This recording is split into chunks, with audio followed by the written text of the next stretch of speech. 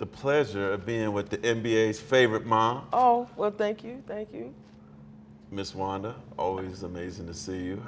How's Paris treating you? It's a pleasure to see you as well. Paris, I am having the time of my life.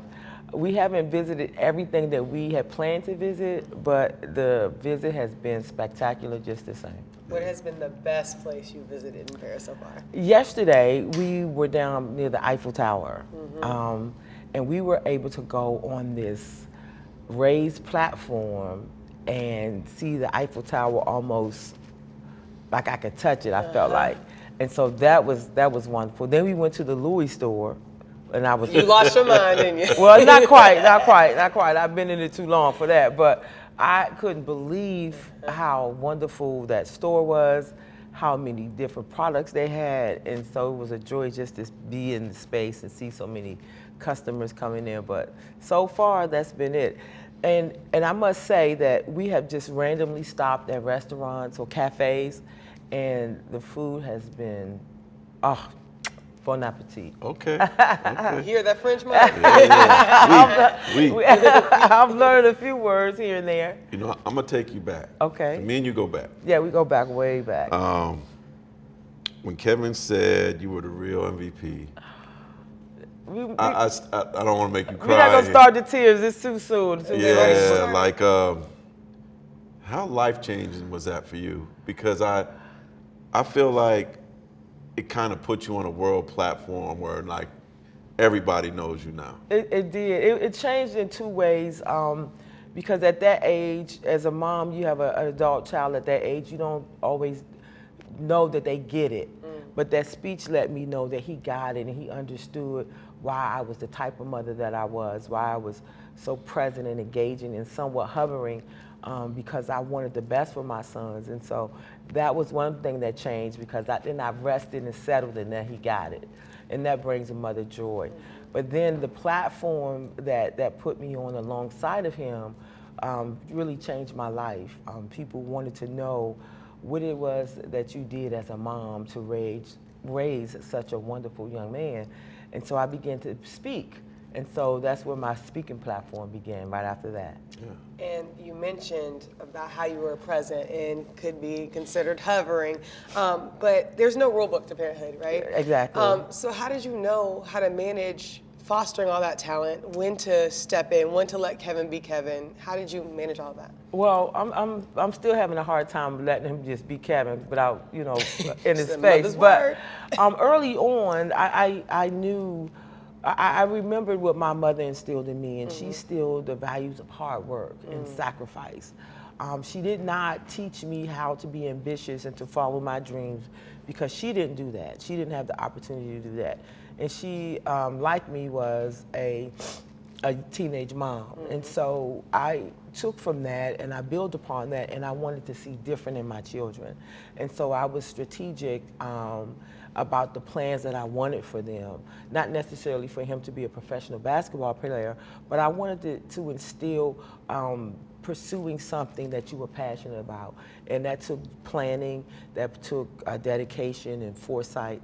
And we were blessed to meet a coach that believed in Kevin early on in his career, and that helped him to spark an interest in becoming an NBA player, because he had come to me when he was about 10 years old and said, I want to be an NBA player.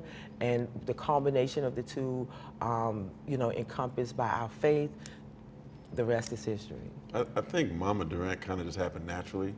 Yes. But I also feel like you have not only a platform, but you didn't ask for this responsibility, but I assume that your phone is always buzzing, that you're always talking to other moms, rookie moms.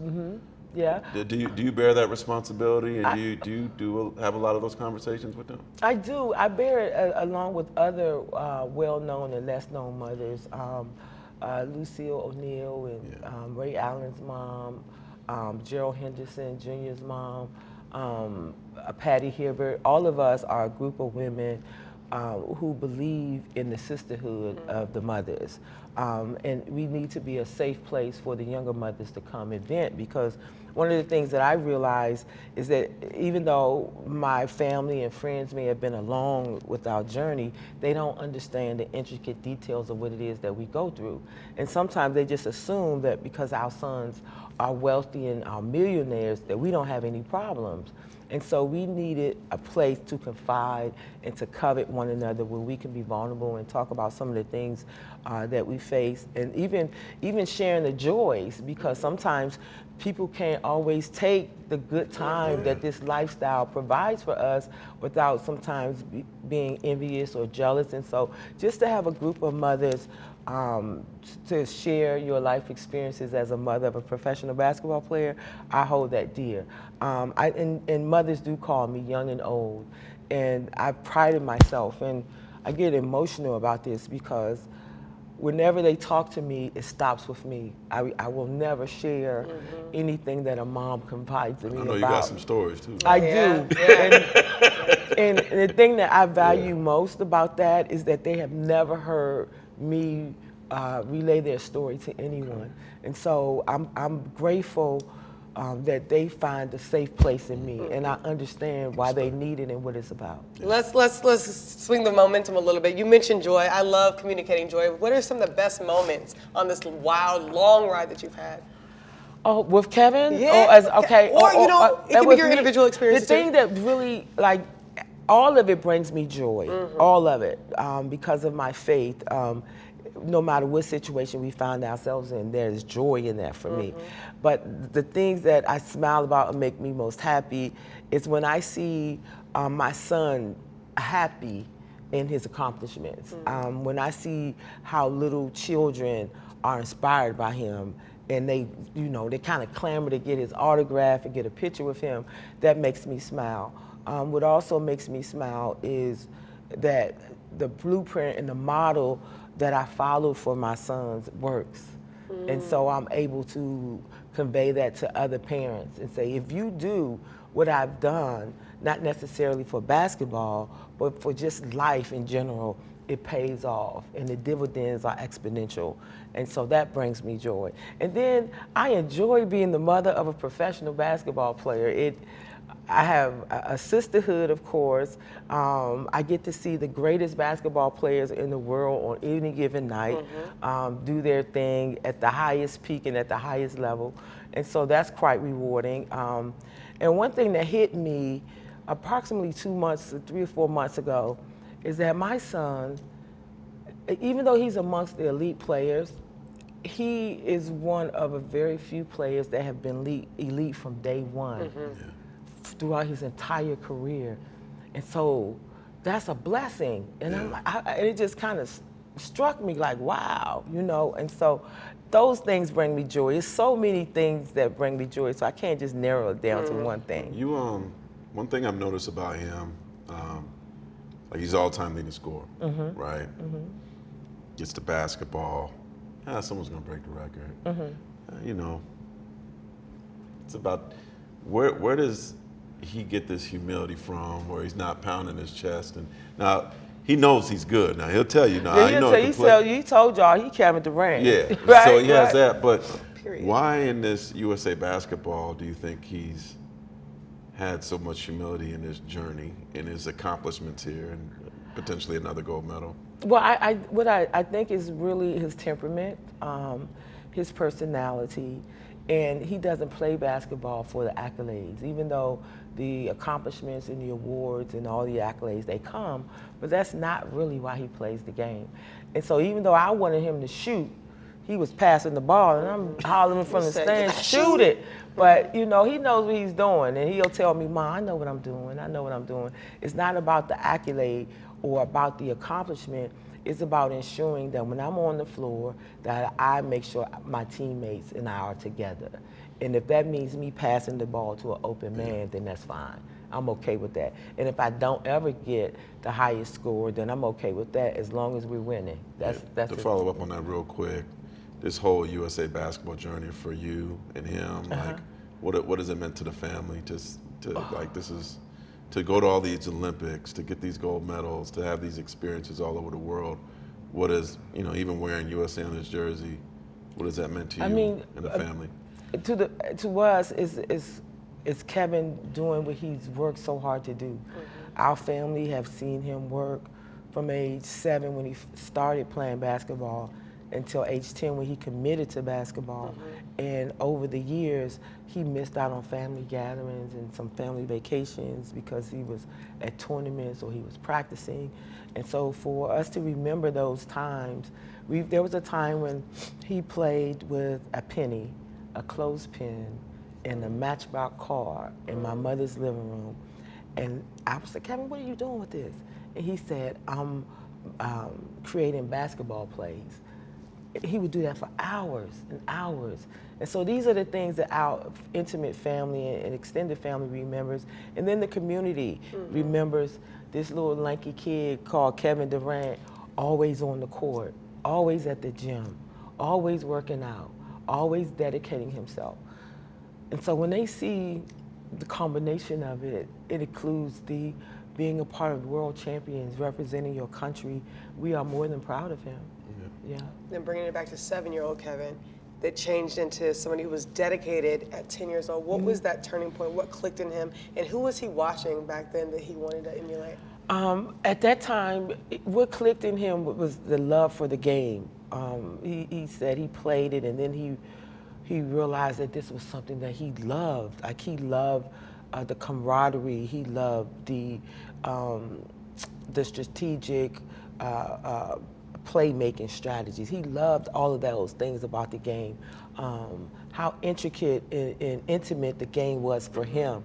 And that's when it shifted from just something my mother wanted me to do to something that I am now passionate about. Go ahead. No, you had something I know you wanted to talk to her about. I did. This is probably not where you think I'm going, but as a mother and nurturing, and you said that you wanted him to play basketball, I need to know the characteristics that he inherited from you, and what do you see of yourself within Kevin now? Oh, gosh. First of all, he's quick-witted. He's very quick. You have a smart mouth, Miss Wanda. I do. I will let you have it. Period. But I'm a Christian now, a God-fearing woman. And so I'm allowing God to transform my characteristics. Hilarious. But he's quick, he's humorous, he's loving, he's generous. I'm loving and very generous and compassionate. I have empathy for people. We are concerned about people. But there's a trait that Kevin has that I have developed later in life. He always believed in the inherent good of a person. Because of some of my life experiences, I didn't always see people that way. But I'm learning, and I learned that from him, that I see people are inherently good and we just go through different situations. And so there are a lot of similarities, but there's one quality that he has not quite accepted, is that I'm more outgoing and more of a people person, and he's a little more reserved. I would like for him to be more of a people's person, because I don't think people get to see his authentic self, you know. And he's such a joy to be around. And I not only do I love my son, I like him very much. We talk in depth about something. Just not a couple of weeks ago, we kind of had a mother-son differences, and we went through that, and then in an instant, it was like, okay, so what you think about this? And he's like, oh, I don't, and it was over. So I'm just grateful that we have a relationship as a mother and an adult son who, you know, respects one another. And so I'm grateful for that, but that's what I like about his character. You have tears in your eyes. What emotions, like, what are you thinking about when you're talking about your son? There's so much passion behind it. Because I love him. I love both of my sons so much. And I know there are many mothers out there who understands when I say that my sons literally saved my life, because I wanted to quit on living, but I couldn't because of them. And I always mention that because I know that not every mother listens to every segment I may do, and so I always mention it because there is a mother who is trying to figure out, how am I going to keep going And I want her to look at my life and the lives that I represent as being a mother of 2 children is don't quit, mama, because God has a life for you, not only as a mom, but as a woman and as an individual. And it's coming. Just keep holding on. Amen. I'm sorry, I didn't. No, you good. Talk to me about Raising Fame. Raising Fame, I was approached by my dear friends Sonia and Lucille, ladies that I love, ladies in this journey of professional basketball moms who understand the things that we go through and the challenges that we face.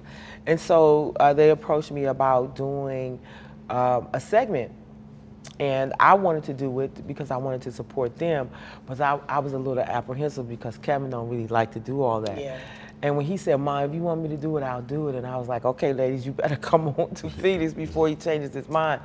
And the reason why I wanted to do it is because I think people will be inspired just by the concept of raising fame and what it looks like and what it takes to raise fame.